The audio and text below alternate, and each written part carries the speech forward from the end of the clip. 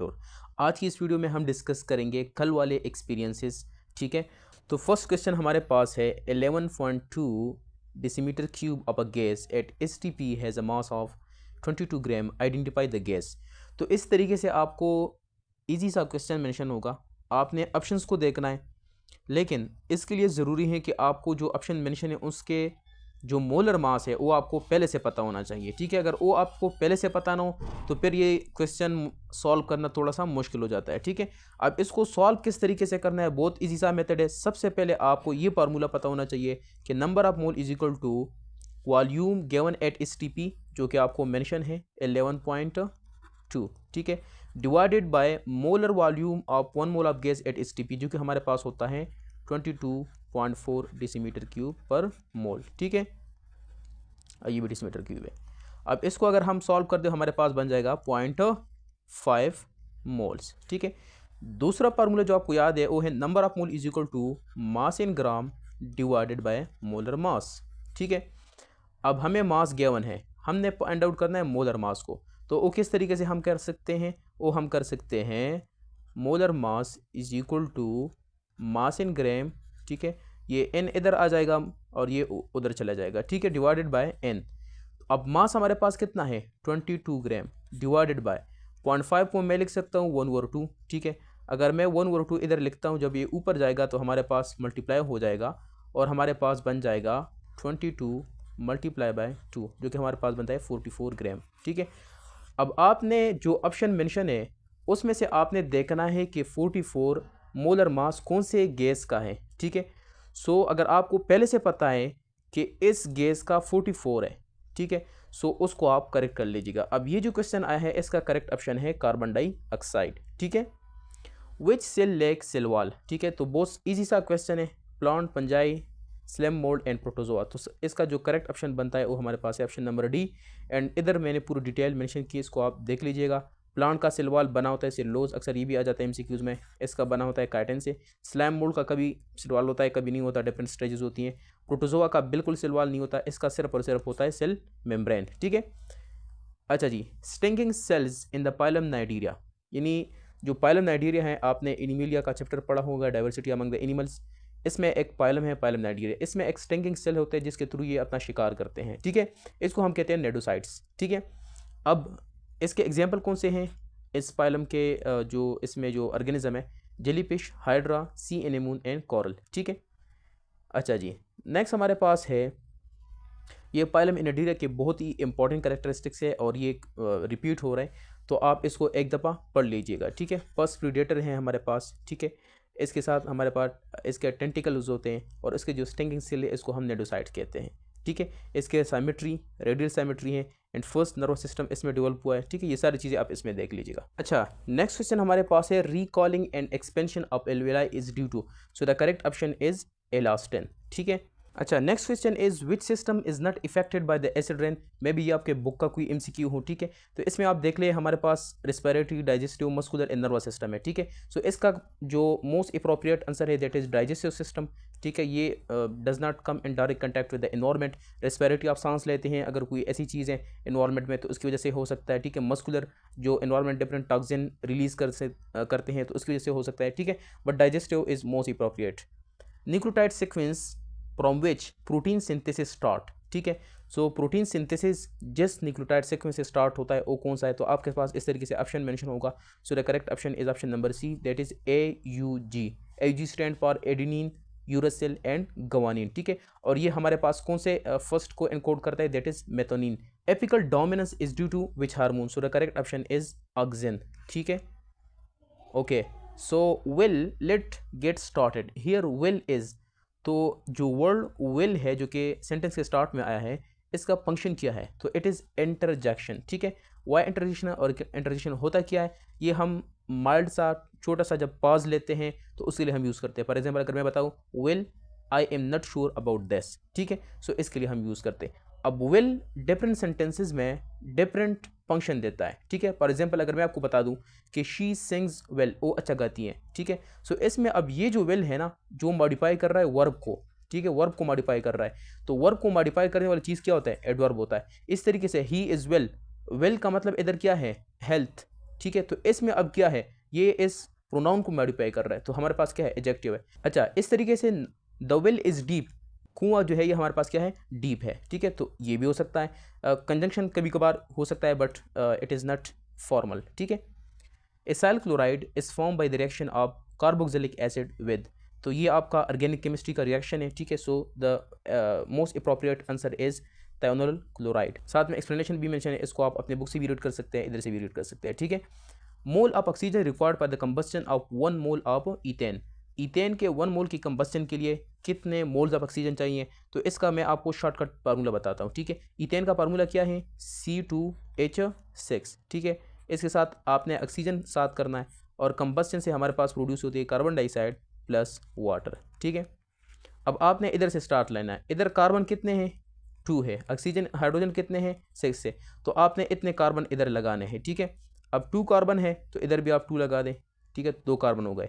अब हाइड्रोजन कितने, 6, और इधर 2 लगा हुआ है, तो हम 3 मल्टीप्लाई कर देंगे, तो 3 multiply by 2 is equal to 6, ठीक है। अब इधर ऑक्सीजन कैलकुलेट कर ले, ऑक्सीजन कितने बन गए, 2 मल्टीप्लाई बाई 2 4, और इधर कैलकुलेट कर ले तो ये हमारे पास इधर 3, तो टोटल कितने हो गए, 4 + 3 इज इक्वल टू 7। अब इधर हमारे पास O2 फॉर्म में है, तो इधर मैं क्या लगा सकता हूँ, 3.5, क्योंकि 3.5 जब 2 से मल्टीप्लाई कर ले हमारे पास 7 बन जाएगा, ठीक है। सो इधर भी 7, इधर भी 7, सो the correct option is 3.5 moles of oxygen, ठीक है। अन आइसोथर्मल प्रोसेस क्यों, यानी हीट इज इक्वल टू, अच्छा आपको पता है फर्स्ट अब थर्मोडायनामिक्स हमारे पास क्या होता है कि heat is equal to change in the internal energy plus work done, ठीक है। अब आइसोथर्मल प्रोसेस ऐसा प्रोसेस होता है, iso mean same and therm means heat, ठीक है। यानी इसमें change in heat, change in the internal energy हमारे पास क्या होता है, 0 होता है, ठीक है। एक होता है एडियाबेटिक प्रोसेस, एडियाबेटिक में चेंज इन हीट हमारे पास 0 होता है, लेकिन आइसोथर्मल में ये 0 होता है, ठीक है। सो अगर मैं इसको 0 कर दूं तो हीट हमारे पास किस चीज़ के बराबर हो जाएगा, वर्क डन के, ठीक है। तो इसका करेक्ट ऑप्शन क्या है, work done. Oxidation number of cobalt in this compound, ये हमारे पास जो आपका DF वाला चैप्टर है ना, DNF लॉग, उसमें से ट्रांजिशन एलिमेंट वाला जो चैप्टर उसकी बात कर रहा हूँ, तो उसमें ये कंपाउंड्स हैं, इसकी नॉमेनक्लेचर है, ठीक है। सो अब इसका जो आंसर है +3 है, बट आपको कोई और एग्जांपल भी आ सकता है। अब इसको सॉल्व किस तरीके से करना है, सबसे पहले इसमें जो लाइगेंड्स है ना उसको आपने पहचानना है कि ये हमारे पास न्यूट्रल है, नेगेटिव है या पॉजिटिव है, ठीक है। ये 2 लाइगेंड्स है, तो इसमें ये हमारे पास जो नाइट्रो लाइगेंड है ना, इस पर -1 चार्ज है, और जो NH3 है ना यानी अमोनिया, इस पर 0 चार्ज है। तो अब इसको हम किस तरीके से कैलकुलेट कर सकते हैं, ये हमारे पास कोबाल्ट है, कोबाल्ट की जगह हम X लगा देंगे, प्लस हमारे पास क्या है, नाइट्रो, उस पर -1 चार्ज है, तो 2 पे कितना आ जाएगा, -2, ठीक है। इसी तरीके से 3 है, तो हमारे पास आ जाएगा 3। अब इस तरीके से अमोनिया पे 0 चार्ज है, तो अगर एक अमोनिया पे 0 चार्ज है तो 3 पे कितने हो जाएगा, उस पर भी 0 हो जाएगा, ठीक है। सो बीच में प्लस लगा दे, तो x -3 इज इक्वल टू 0, तो x जब उधर जाएगा तो +3 हो जाएगा, ठीक है। इस तरीके से आपने पॉइंट आउट करनी है। Which gas show deviation from the ideal behaviour at a room temperature, तो इस क्वेश्चन में मे भी स्टूडेंट ने गलत मेंशन किया हो, बट इसमें थोड़ा सा मिस्टेक है, और ये है कि इस क्वेश्चन में शायद ये पूछा गया हो कि which gas do not show deviation from the ideal gas equation, तो उस केस में जो हीलियम है, this is the most appropriate answer कौन सा होगा, ये 1, ठीक है। जब क्या क्यों, नो डिविएशन और लेस डिविएशन, ठीक है, तो इसमें ये आंसर होगा। अगर आपसे पूछा जाए कि which gas show greatest deviation, तो उसमें फिर कौन सा होगा, जीनान, ठीक है। सो मोर डिविएशन या ग्रेटेस्ट डिविएशन किसका होगा, इसका होगा, ठीक है। अब इसका मैं आपको रीज़न भी बताता हूँ। डिविएशन वो सबसे ज़्यादा शो करेगा जिसका मोलर मास सबसे ज़्यादा होगा, तो आप देख सकते हैं जीनान का सबसे ज़्यादा है, ठीक है। That's why it has the highest deviation from the ideal behaviour, ठीक है। फिर उसके बाद हीलियम का और हाइड्रोजन का देख लिया, आप कहेंगे कि मोलर मास तो इसका कम है, but this is a noble gas, ठीक है, तो इसका सबसे कम होगा, फिर हाइड्रोजन का होगा, फिर नाइट्रोजन, फिर ऑक्सीजन, दिन जीनान, ठीक है। तो इसका मैंने इधर आपके साथ ऑर्डर भी शेयर किया है। सबसे कम किसका होगा डिविएशन, हीलियम का, then hydrogen, then nitrogen, oxygen, and सबसे ज़्यादा किसका होगा, जीनान का, ठीक है। Which are the following is amphoteric oxide, तो आपने अपने बुक में जितने भी एम्पोटेरिक ऑक्साइड है उसको रटा करना है, ठीक है। मैं इधर आपके साथ शेयर भी कर दूंगा। सो इसका करेक्ट ऑप्शन है लेड ऑक्साइड, ठीक है। अब एम्पोटेरिक वो होता है जो हमारे पास एसिड के साथ भी रिएक्ट करता है, बेस के साथ भी रिएक्ट करता है, ठीक है। सो ये आपके जो ऑप्शन मेंशन है उसके मुतालिक है, ये आपने रटना है, ठीक है। इसमें से कोई भी आपके एमसीक्यू में आ सकता है। एल्यूमिनियम ऑक्साइड है, जिंक ऑक्साइड है, लेड है, टिन है, ठीक है, इस तरह क्रोमियम है और बेरिलियम है। तो इनके फार्मूलाज भी आपने याद रखना है और ये ऑप्शंस भी याद रखने हैं। When a moving magnet falls over a coil, its acceleration is, तो इसका एक्सेलरेशन क्या होगा? तो नंबर फर्स्ट ये आपने याद रखना है कि जब भी कोई एक्सटर्नल फोर्स ना हो तो एक्सेलरेशन कभी भी जी से ज़्यादा नहीं हो सकता। सो ये वाला ऑप्शन तो सर से गलत हो गया। अब आगे इक्वल टू जी है, नन ऑफ दीज है और लेस देन जी है, तो इसको अभी हम देख लेंगे, ठीक है। सबसे पहले आपने याद रखना है लेंस लॉ को, ठीक है। अब लेंस लॉ क्या कहता है? जब हमारे पास ये हमारे पास ओ कॉइल हो गया और ये ओ मैग्नेट हो गया, ये इसके ऊपर फॉल करता है। फॉर एग्जांपल हमारे पास ये वाला सिचुएशन कह लें, ये हमारे पास ओ कॉइल है और उधर से मैग्नेट क्या कर रहा है? फॉल कर रहा है इस डायरेक्शन में। तो ये वही सेम डायरेक्शन हो गया। वेलोसिटी किस डायरेक्शन में है? ऐसा डायरेक्शन में है, ठीक है। सो आप देख सकते हैं कि इसके अंदर भी एक इलेक्ट्रिक चार्ज क्या होता है? प्रोड्यूस होता है, करंट प्रोड्यूस होता है इस कॉइल के अंदर, ठीक है। और लेंस के लॉ के मुताबिक इस कॉइल में जो करंट प्रोड्यूस होगा वो अपोज करेगा इस चेंज को, और वो चेंज क्या है? इस डायरेक्शन में आ रहा है। तो इसके अंदर जो इलेक्ट्रिक फील्ड है वो ऐसा मैग्नेटिक फील्ड प्रोड्यूस करेगा जो कि इस मैग्नेट को अपोज कर ले। तो जब अपोज करेगा तो इसकी डायरेक्शन ये है मैग्नेट का, और इधर से जो फोर्स लग रही है वो इस डायरेक्शन में है, तो एक दूसरे को अपोज करेगा। जब अपोज करेगा तो इस मैग्नेट की जो स्पीड है वो कम हो जाएगा। स्पीड जब कम होगा तो ऑटोमेटिकली उसका इफेक्ट जी पे आएगा, और उसका जो जी होगा एक्सेलरेशन वो हमारे पास होगा लेस देन जी, यानी जो मैग्नेट आ रहा है उसका एक्सेलरेशन कम होगा जी से, ठीक है। Which one is not true about the benzene? तो ये आपके पास के coal is more distributing structure than Dever. Benzene undergo characteristic electrophilic substitution. Benzene undergo characteristic nucleophilic substitution reaction. तो आपको ये पता होना चाहिए कि बेंजीन के जो रिएक्शन है वो हमारे पास इलेक्ट्रोफिलिक सब्स्टिट्यूशन है, ठीक है, उसमें न्यूक्लियोफिलिक सब्स्टिट्यूशन रिएक्शंस नहीं होते। So option number C is a your right option, ठीक है। अच्छा, कि कोल स्ट्रक्चर और डेवर स्ट्रक्चर आप जानते हैं कि कोल में जब अल्टरनेटिंग सिंगल डबल बॉन्ड उसको हम कोल कहते हैं और दूसरा डेवर है, ठीक है। A force is 2 newton and change in momentum is 2000, then how much time the force is acting on it, यानी आपसे टाइम पूछ रहा है, ठीक है। तो आपको पता है न्यूटन सेकंड लॉ एंड जो मोमेंटम का रिलेशनशिप है वो आपको पता होगा कि उसके मुताबिक क्या है, फोर्स किस चीज़ के बराबर है? Time rate of change of momentum. तो टाइम आपसे पूछा है तो आप delta P divide by F कर दें, ठीक है। तो डेल्टा पी कितना है? मोमेंटम 2000, और हमारे पास फोर्स कितना है? 2, तो इसको आप डिवाइड कर लो, हमारे पास बन जाएगा 1000, और टाइम का यूनिट होता है second. So this is your right option. The wind whispered in the ear, whispering means सरगोशी करना, ठीक है, यानी खामोशी से किसी के कान में कुछ कहना, ठीक है। सो अब ये क्या है? ये किसी ह्यूमन का या किसी लिविंग पर्सन का क्या हो सकता है? कैरेक्टरिस्टिक हो सकता है, ठीक है। अब जब हम किसी लिविंग की प्रॉपर्टी को नॉन लिविंग को देते हैं यानी विंड को देते हैं तो ये हमारे पास इसको हम कहते हैं पर्सनिफिकेशन। तो आपको मैंने पहले ही बताया था कि जितने भी फिगर ऑफ स्पीचेज़ हैं, सिमिली, मेटाफर, पर्सनिफिकेशन, ये सारी चीज़ें आप इसको देख ले, इसके एग्जाम्पल को रटा कर ले, ठीक है, और इस चीज़ को समझ ले कि क्या होता है, ठीक है। सो इसका करेक्ट ऑप्शन है personification. Darwin started his observation from, तो ये आपके बुक का लाइन है गैलापागोस आइलैंड, ठीक है।